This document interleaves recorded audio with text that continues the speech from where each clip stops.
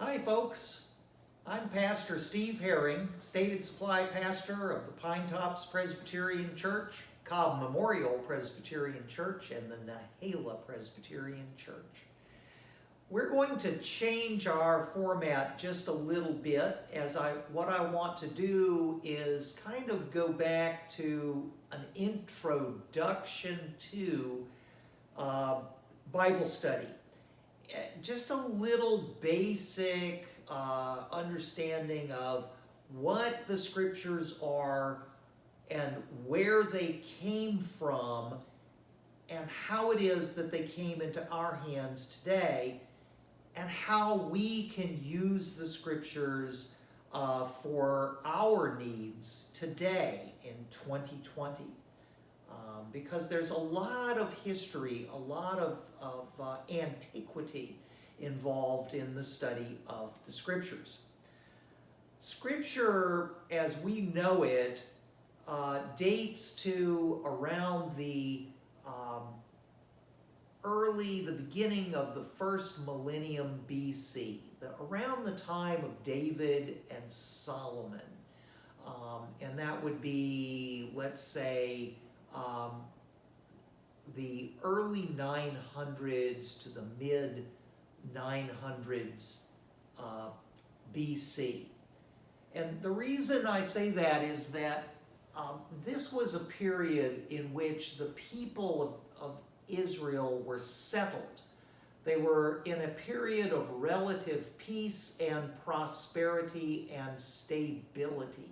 Peace, prosperity, stability. That gave their religious leaders the opportunity to reflect on their own history.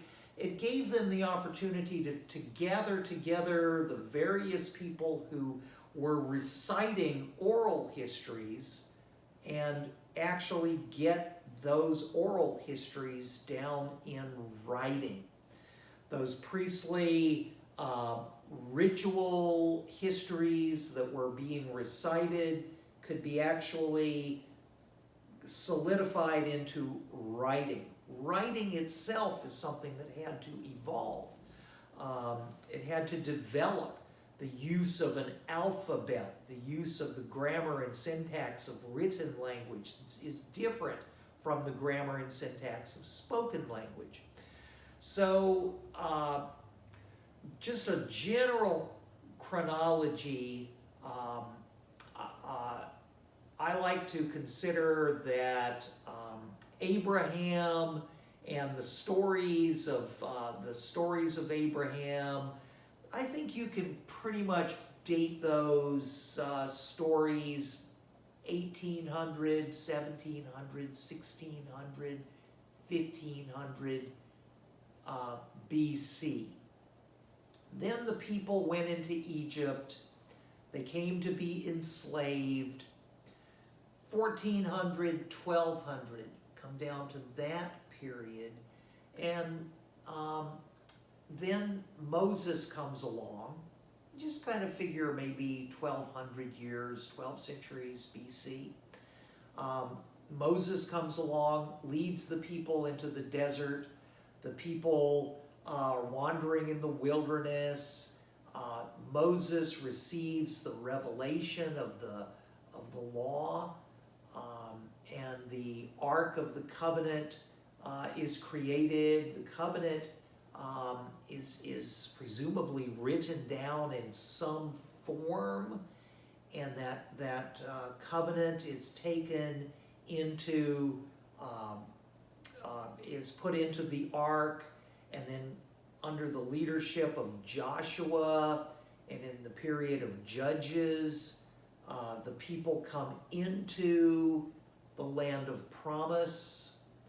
Brings us to about 1000 BC, King Saul, King David, and then David being the one who really got the whole place together. David's son is Solomon, and in the period of King Solomon, this history, Abraham, Isaac, Jacob, Joseph, the enslavement in Israel and in Egypt, Moses leading the people to freedom. That history, as well as the commandments and the covenant itself, comes to be put together into the form that we know it in the Hebrew language, and you begin to create Scripture. Then the people go through a period of conflict. Those conflicts are discussed by the prophets, Isaiah, Jeremiah, as they provide this criticism of the failure of the people to be able to keep a stable and prosperous kingdom going. The kingdom itself comes under attack by the Babylonians, and the people are taken into exile in Babylon. Then you have prophecies such as Ezekiel, spoken from the context of captivity in Babylon. Now, these Hebrew people, these people had a very distinct religion over against their neighbors. The neighbors were polytheists. They had a belief in a wide variety of gods and goddesses and natural forces of different kinds. The Hebrews themselves were monotheists. They believed in one God. Deuteronomy chapter 6, verse 4. Hear, O Israel, the Lord your God, the Lord is one God. Now that brought about a certain conflict with these other people who had a variety of gods. Add to that, in the time of Moses, tremendous commandments against idolatry, against the creation of graven images and the worship of graven image. A graven image is like a little statue of, say, a god or a goddess or some representation of some natural force that would be an object of worship. And for Hebrews, this was just totally forbidden. I mean, it was just completely out of the question. And so there was this tremendous tension between the Hebrew people and their neighbors in terms of religion and how should God or the gods be worshipped? How should this be done? Now, the people would gradually there were a variety of failures that would occur as the people would come into contact with their neighbors. The first great failure was that the Babylonians would come and they would invade the land, and they would eventually occupy Jerusalem, and then they would take the people into exile up in Babylonia. Now Babylonia, that's Iran, Iraq, that part of the world. And the people would make it back, but the next great power would be the Greeks.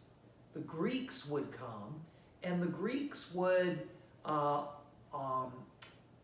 really impact the people in a very different way. They were also polytheists. They worshipped a variety of gods and goddesses. They were idolaters. They had their idols of worship which they used, and this brought a tremendous tension with the Hebrew people. But the Greeks also brought stability, prosperity, and peace. Maybe it was a peace that was distasteful because of their polytheistic religion, but it was a peace nonetheless.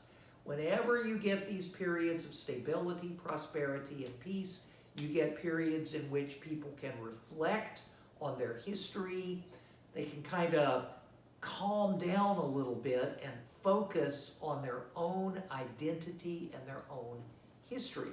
Now, when it came to the scriptures, what ended up happening was that a lot of the Hebrews coming into the 400s and 300s before Christ would leave the Holy Land.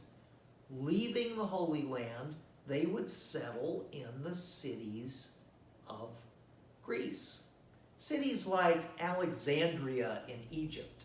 Alexandria up near the coast in Egypt, a very cosmopolitan city. Cosmopolitan, that means a citizen of the world. These people would trade with one another and interact with one another, and large numbers of Jewish people would settle in Alexandria. This began in the 500s BC, in the time of Jeremiah. After the Babylonians came, a lot of people would move over and settle in Egypt, and this they would gradually come to speak the Greek language. They would speak Greek, they would think in Greek, they would read and write in Greek. And that created a situation where the scriptures, which had been formed earlier in Hebrew, in the Hebrew language, these scriptures would need to be translated into Greek.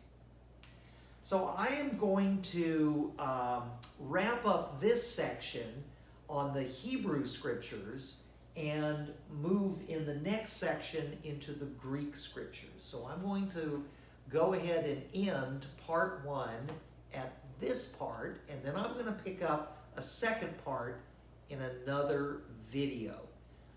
Now, those of you who are watching this, please remember you can subscribe to the YouTube channel, and you can call me anytime at 252-883-7541, or you can email me at pastorsteve969@gmail.com. So I'm going to conclude this section, then I'm going to start another section talking about the Greek scriptures.